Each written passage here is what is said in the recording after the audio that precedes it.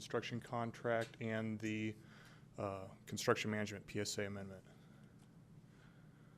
So for those of you who do not know where the blue lot is located on the south side of the loop road as you enter the airport. They're highlighted in red. We are reconstructing the lot and also adding some sidewalk down Aviation Way. Current parking lot is was used for tenant employee parking, but has now more recently been used for overflow customer parking. There are approximately 252 spaces in the lot, and the pavement has come to the end of its useful life.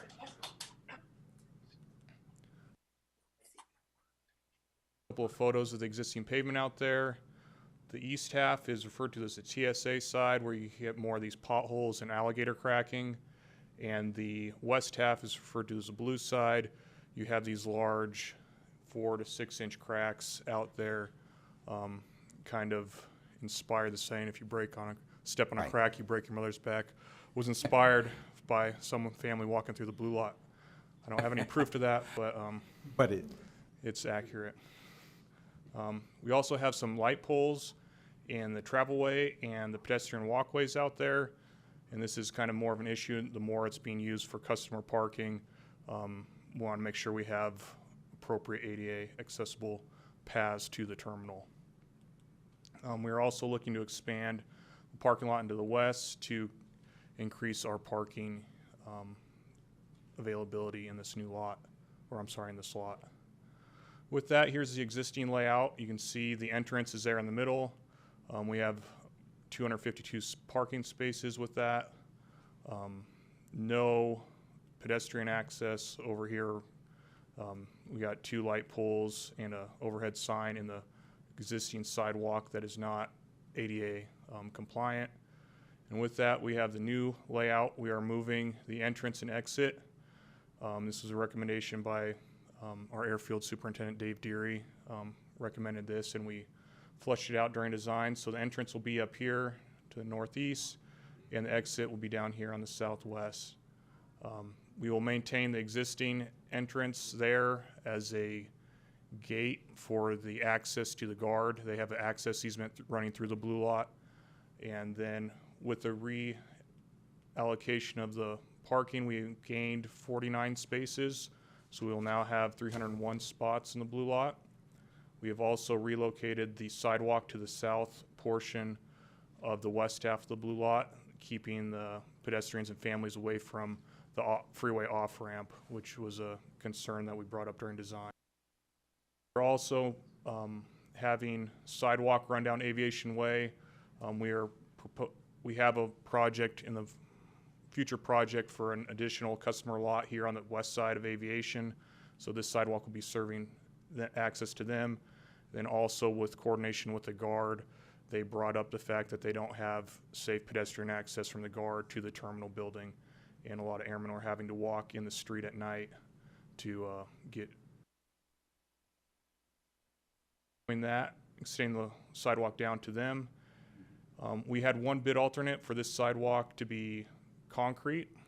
We bid it in the base bid as asphalt, kind of doing a value engineering, trying to reduce costs. The delta between the two was around $12,000, which we get a much better product with concrete, less maintenance, and less worry about it falling out of compliance with ADA. So this is our new layout, adding some landscaping as well, to the delight of my maintenance crew and boss. We went out to bid on April 4th, had bid opening on April 21st, and advertised on our normal website, RGJ and NGEM. With that, we only had one bidder at the time of opening. We reached out to other contractors to drum up some interest. Q&D and Granite said that they're too busy to even look at it, and West Coast Paving and Spanish Springs Construction were interested, but were not able to meet our strict timeline for this lot. But we reached out to them to kind of get an informal price after the fact, and we are fairly confident with the price we got from Sierra Nevada Construction. The engineer's estimate's a little high. At the time of 90% design, we were closer to 1.6 million, 1.7, and then Ukraine happened, and the hyperinflation sent prices through the roof, and the engineer kept on updating their estimate through the bid process, and I think they just got nervous and kept raising the price, and that's why it got so high. But as a whole, we are pretty happy with the price we got from Sierra Nevada Construction for this current construction climate. The construction management portion, with Atkins North America, they are going to be providing inspection, material testing, quality assurance, and contract administration and regulatory compliance for this project. They are selected through an RFQ process that last happened in fall of 2020. They are kind of a staple for our large CIP projects, and have our requirement for FAA grant projects, which just is not, but it's just kind of what we use. Service, their fees are negotiated on a per project basis and scope for each individual projects, and their PSA is amended with a work order at the beginning of every year. So this one will be work amendment number 3 in the price of $114,100, bringing their total for the year up to $589,000. Total program budget with the $75,000 owner's contingency is just under $2.5 million. We are hopefully not going to touch the owner's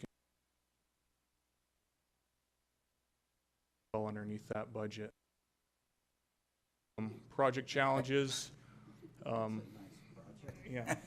Well, biggest challenge is closing the blue lot.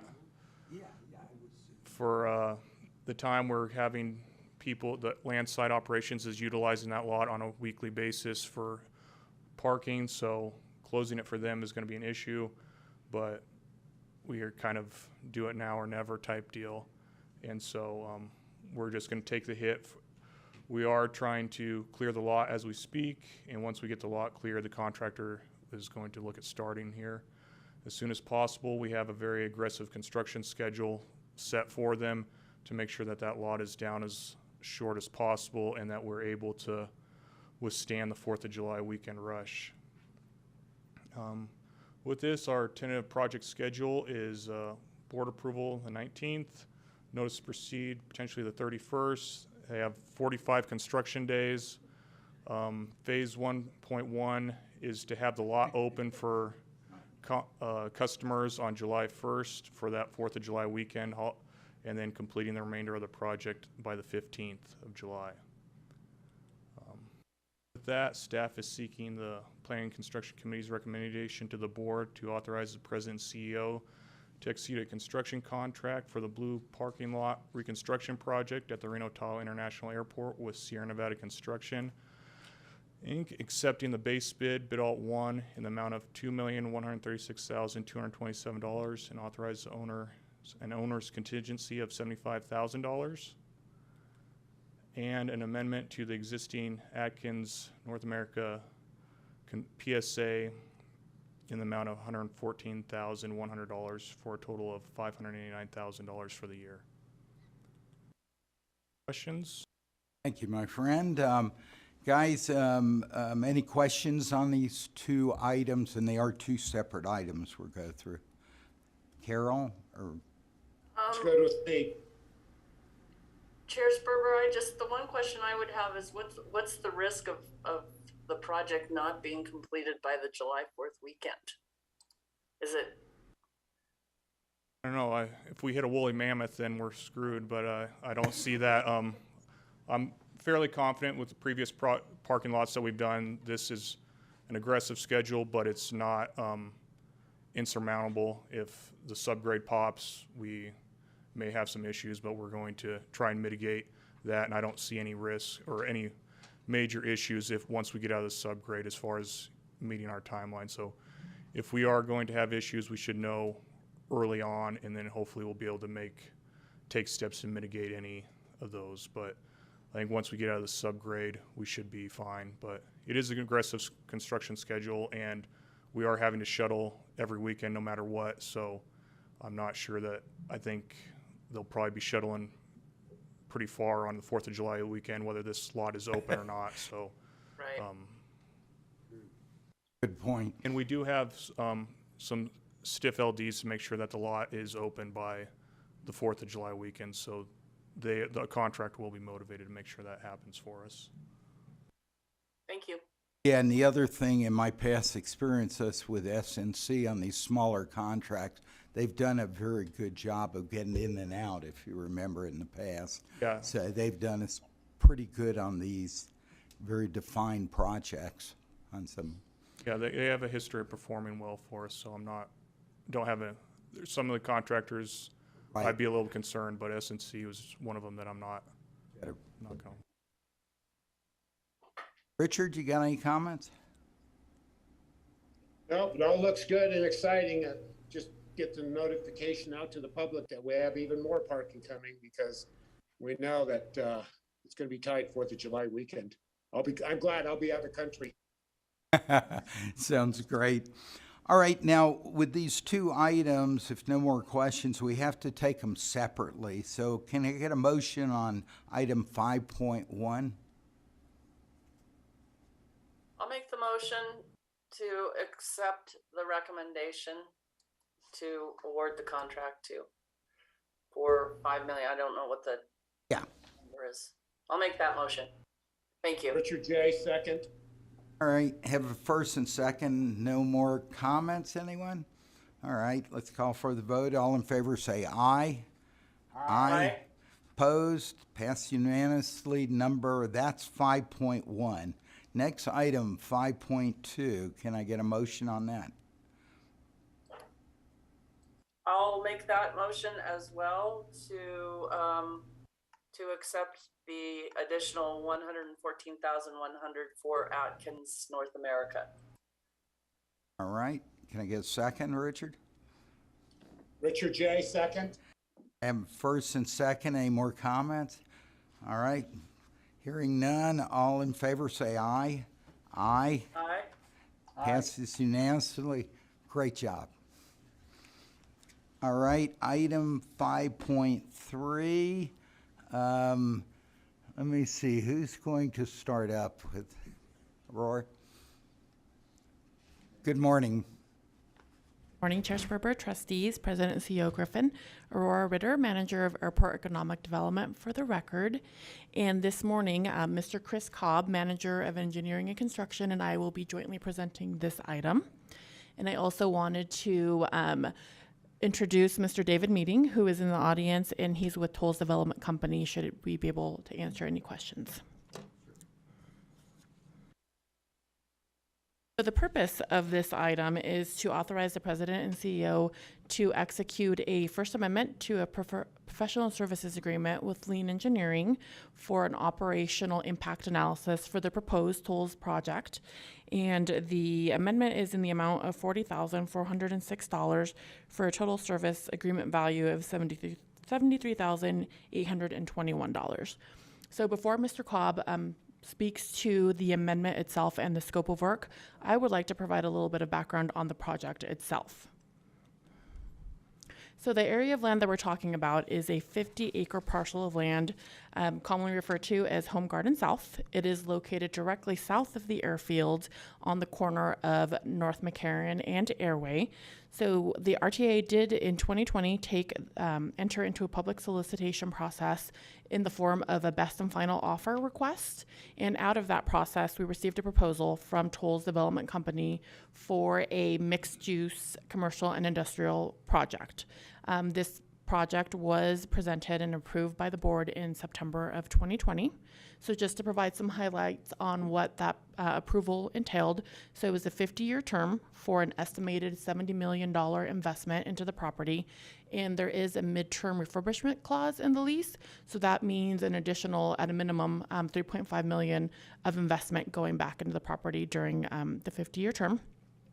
So anticipated revenue to the RTA throughout the 50-year term is about $36 million. And it's anticipated that this project will create 350 jobs. So this is a big win for a parcel of land that's just been sitting vacant for a number of years. And to keep the process moving forward, Tolls has been concurrently working through City of Reno process and FAA process. So as far as City of Reno, Tolles has worked through the process of the road abandonment of Marvel Way and Home Gardens Drive, and those two roads are highlighted in the image here. And so that process entailed presenting the item before the Neighborhood Advisory Board, or the NAB, and then also seeking City Council approval. And so the NAB meeting was held on April 19th. It went very well. There was no opposition at the NAB, and there was a very, very minimal public comment, which all was in support of the item. So nothing concerning there. The City Council did recently hear and approve this item at its May 5th board meeting, or May 5th council meeting. And although this item was approved, and it was the only item, the abandonment process was the only item that was on the agenda, there was discussion about several other items related to the overall project that came up that we wanted just to kind of talk about here. And so one of the biggest items that came up was regarding landscape and trees. And this item was brought up by Council Member Dewar. This project is located within her ward, so she just requested some additional information, and this is just to kind of provide an overview of what that information was. And so this is the proposed most current landscape plan, and I know it's hard to read the fine print, but there's anticipated to be 413 trees at the end of the day on this site. And the species of trees that are included in this plan are those that are on the FAA approved plant list, which basically means that they are less likely to attract wildlife, which then means chances of bird strikes decrease. It also takes into account the typical height of these species so that it does not impact airfield operations. And just to provide some context as far as the number of trees, mentioning here that we'll end up with 413. There are currently 187 trees on that site. So we're gonna end up with a lot more trees than what is currently there. The RTA does not currently actively maintain and water the trees that are on that site. So there are many trees that are dead or not in very good condition.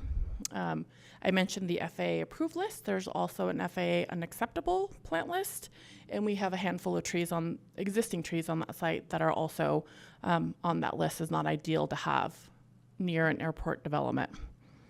And so going back to the discussion at the City Council regarding the trees, while there is not currently a tree ordinance in place, we know that one will be coming forward. And so Councilmember Dewar recommended to city staff that they incentivize the developer to maintain as many existing trees as possible. So she recommended a credit on a 1-to-3 ratio, meaning for every 10 trees, existing trees that they're able to save, that would equate to 30 new trees that would not be required. So that is something that I know Tolles is considering while they move through and try to finalize this landscape plan. So just wanted to bring that to the attention of the board. So moving on to the FAA. So the site plan that you see here is the most current development plan. And this is the plan that the FAA is looking at when reviewing the project for the various different review periods. And so we knew with this parcel being directly off the airfield that there were going to be some height limitations due to the one engine and operative restrictions. And so Tolles has taken that into account and worked that into what this plan looks like. But as far as the FAA process itself, I am very happy to report that after a big push and an appeal to the FAA, we received a positive determination on the Section 163 review, meaning that there's not going to be an environmental review required as part of this project. But we're not out of the woods. There are more FAA reviews and processes that we need to walk through. And so with that, I will actually turn it over to Mr. Cobb to discuss those. Can I couple questions? Yes, absolutely. Yeah, I want to make sure, and that's going through. So on the landscaping, which obviously we are meeting the percentage that they require for the city.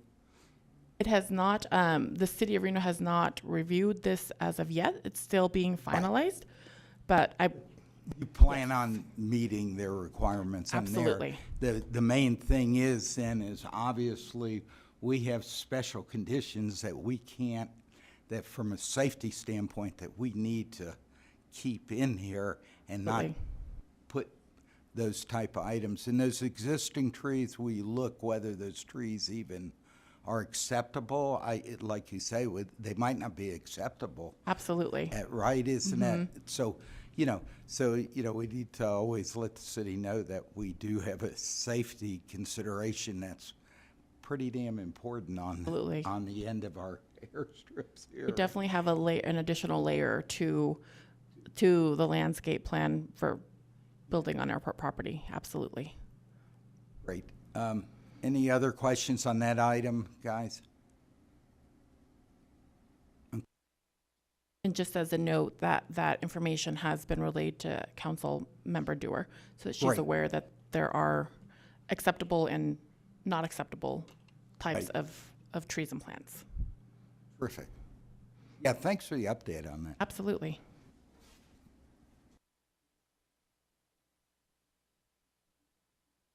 Now on to the exciting portion here. Very exciting. Again, Chris Cobb, Manager of Engineering Construction. So as Aurora said, the FAA processes we're going through, part of that is your airspace analysis. With that, we did hear back from there that there's some things that they want us to look in and analyze, and that's part of what we're here speaking on this item. There's a localizer, and that's a system that for landings and takeoffs and instruments and that such for the aircraft, that you want to make sure that we don't impact how that works with this development. Additionally, operational impact analysis of during construction and after, is there any issues that occur with this development with our runway system? So with that, and their comments back in the 7460 analysis, we looked for how can we do this analysis, have a team that we can work with the FAA and get this done and identify any mitigating issues with that how we deal with it. So with that, staff did direct select Lean Engineering for an initial contract to jump into this analysis of the localizer and really dive into this and determine, what if there are any issues and what can be done in mitigating and work through with the FAA. Additionally, looking at why we're here for this amendment is adding on the operational impact analysis and is there any issues with payload, construction, how we do that and through that process, and so that we have that all identified and work with our partner in tolls and the FAA to make sure moving forward with this project in a safe manner. So the current PSA that we have with them on board for the localizer was a little over $33,000. This amendment adds another $40,000 to that for this analysis, and brings us to a total cost of $73,800 and change. There's 3 steps to each of these analysis where they're diving into it, they're putting together and mitigating issues, and then the key thing here is working through the FAA. So with that, I really wanted to kind of the company background, the reason we went directly with Lean on this. They're originally founded in 2003. They're out of California, just over the hill, but they are really critical in their connection with the FAA and these types of analysis. This is key for us is they have a lot of experience doing this and working with the FAA. And we've used them on several projects. They weren't our direct consultant, they were sub-consultants, but they're absolutely critical working through these different FAA business units and understanding what needs to occur in a safe manner and how to have those conversations and work through any issues out there. It's very, very specialized, and we're actually really happy to have and know that these folks are out there. So that's why they were a direct select, and we went to them right away on this. So that's kind of a quick and down and dirty. So we are recommending that you approve this amendment to the PSA to Lynn Engineering for a total contract of $73,000. And I'd be happy to answer any questions you might have on this analysis, and I might lean on Mr. Jensen, who really understands that operational impact. You hear that, Chris? All right.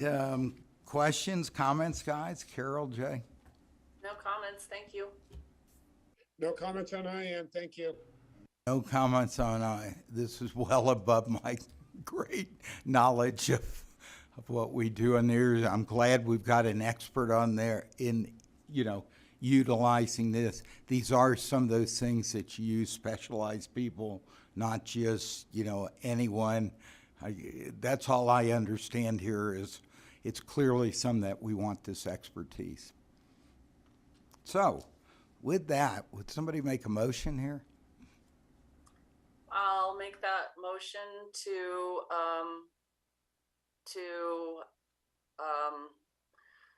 authorize or recommend to the board to authorize the CEO to execute amendment number 1 to the professional services agreement for that 40,604.16. Thank you. Can I get a second? Richard J., second. All right, first and second. Any more comments? All in favor, say aye. Aye. Aye.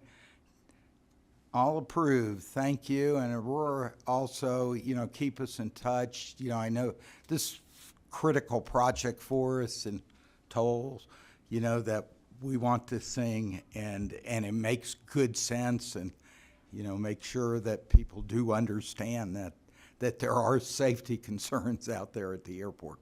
So thank you so much for bringing an update on this. Thank you, guys. All right, let's go on. Richard, our next items, everything is not for approval anymore. So if you do have to go, you're okay to run away from us now, Richard. We'd love for you to stay, but thank you so much for staying. Those are the approved items that we have to do. Oh, no problem. No problem at all. Thank you. And I'll stick around for a little bit. I do have to log off at 11 o'clock. Okay, sounds great, my friend. All right, now you. we're getting up to 6.1. This is again with the schedule and the construction. So, Chris, and Excellent. thanks, Stoles. Thank you very much. Thank you. And Chris Cobb, Manager of Engineering and Construction, Chair Sperber, Trustees, Mr. Griffin. And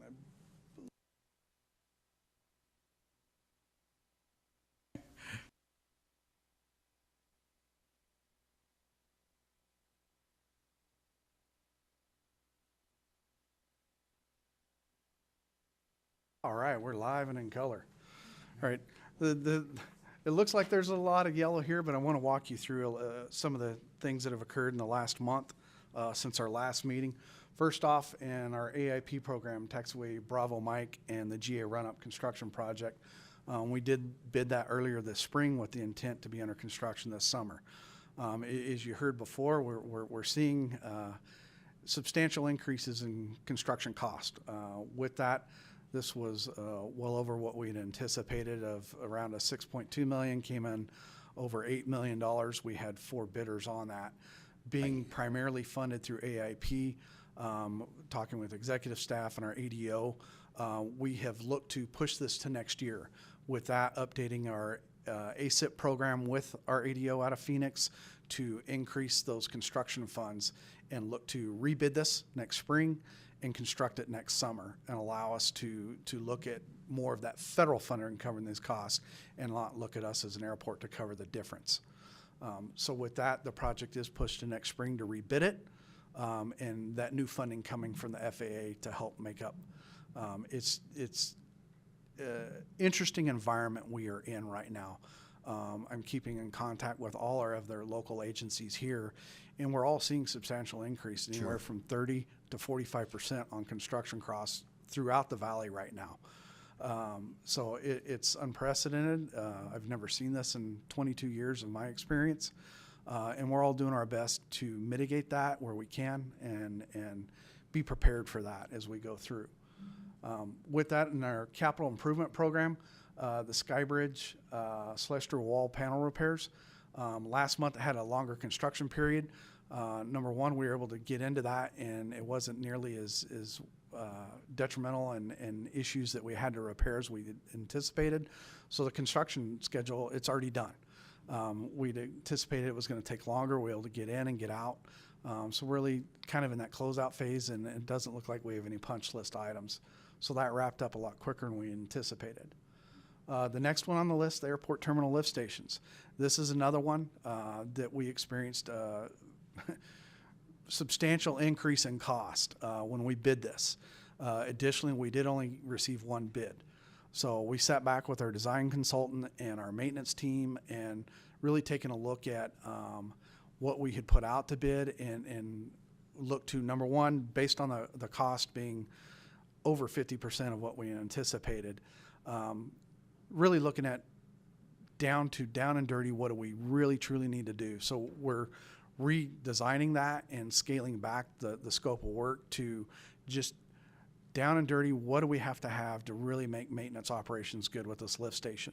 With that, we're in the process of rebidding that project in the hopes that, number one, we get more interest, and we've reduced scopes of work where you can really get down to maybe one contractor, really electrical, whereas we were looking at a GC with several subs. So we think this will get us back in line with budgeting and allow us to make these improvements. Underneath that is the air cargo-way lift station. You as a board has previously approved that. One of the other things we're experiencing, not only with cost, is lead times. So the change from last month is a longer construction period because there are components of that we're dealing with lead times that have extended our construction period on that in procurement. So it's a longer construction period there from last month. Underneath that is the front reception remodel. We had taken that out to bid. We were pressing forward with that. Additionally, you've heard us going through that workspace study and looking at a new headquarters. Trying to be smart with money, we really want to see where we're landing with this potential new headquarters. And so we don't want to rush out and actually do all this work in front, and the next thing you know, we're moving out of that space. So that project is on hold. We're watching as we move through this process with the potential new headquarters. And does it make sense to put this back out to bid because we're going to be in this area for a while, or we see that move happening sooner and it makes more sense to hold on to that money? So that is rolling over to the new year, and we'll be able to make that decision at a later date. Underneath that, you see the GA hangar roof replacement, and really the change there is the bidding. We'd anticipated originally bidding it around June, and we've moved that, or awarding it in June, and we're looking more in the July timeframe now. That is part of that budget approval process. So we'll be out to bid before then and look to be before you in the July timeframe for award of that contract for doing that roof replacement. Underneath that, you do see terminal development concourse planning study that Ms. Butterfield's leading up. And what is here is really an extension. We'd really anticipated probably in the summer wrapping it up, looking more as we work through this process and determining things, is extending that into the fall here. And so that's still a work in progress, obviously, as we work through you as a board and with our airline partners and where we land with that. The last highlight down here is arrival and departure escalators. And that update is last month we really didn't have kind of our bidding and when we anticipated awarding it. We know that now, so I wanted to update you guys that we're going out to bid and we intend to come to you in August for award. Very similar to Skybridge escalators that just finished up. It's going to be really strange here. You're going to see us awarding this in August, but there's an extremely long lead time once we get them on. So really your construction most likely is not going to be until December, January timeframe, and we'll probably look at the January after the holidays to start that process, and where we'd be wrapping up like you see Skybridge escalators now, wrapping up in the summer. But it's just those components where they have to come out once they get into the demo, do the right measurements, go through that procurement, get the equipment. So it looks a little strange. You're going to award in August, but most likely you're not going to start till January on the actual construction. So those are really the keys I wanted to bring attention to for the board and changes as compared to last month. If you're kind of looking, hey, what happened here over the last month? What changed? And bring those to light. After that is really your continued development that we work through on the next sheet. So I'd be happy to answer any specific questions on any projects here that any of the members may have and where we're headed. Questions, guys?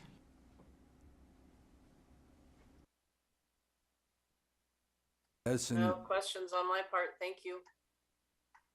Richard? Probably got to go, which is great.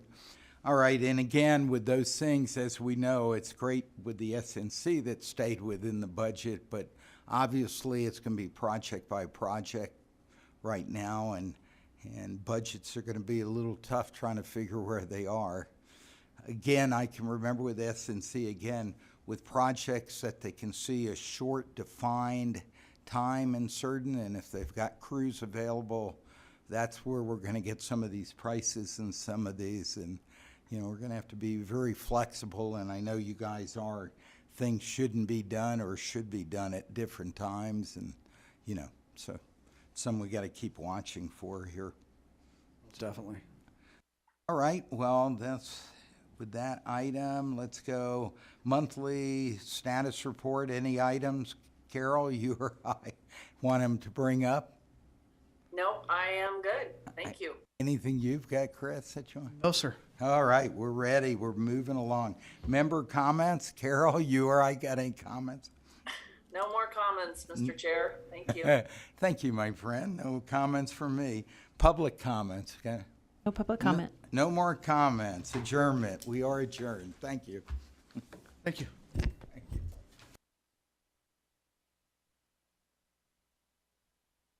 Recording stopped. Yeah, you. Yeah, I like